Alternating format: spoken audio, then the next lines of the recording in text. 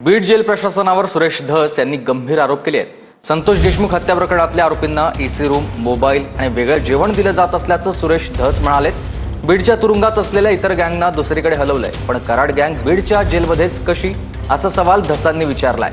वाल्मिक कराड बीड जिल्हा प्रशासनाचा जावई आहे का, असं विचारत धसांनी निशाणा साधलाय। कालिया मर्दनम नावाचा चित्रपट, कालिया मर्दनम झालं, जेलमध्ये हाणामाऱ्या झाल्या। एकाच बाजूचे लोक हे इतरत्र जिल्ह्यामध्ये पाठवले जातात, दुसऱ्या बाजूचे का पाठवत नाहीत? दोन पाठवले, आठवले पाठवला, ते महादेव गीते पाठवलं, एक तुम्ही नाशिकला पाठवता किंवा संभाजीनगरला, एक टीम कुठं पाठवली, तुम्ही पुण्याला पाठवली।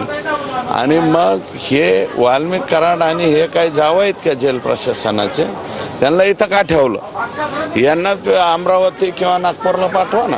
हे संतोष देशमुखच्या खुनामधले काही आरोपी आहेत, त्यांना फोनवरती बोलण्याची संधी आहे, रेग्युलर त्यांना स्वतंत्र जेवण दिलं जात आहे। आणि अशी माहिती मिळाली की त्यांना एसी रूम सुद्धा अवेलेबल करण्यात आलेली आहे।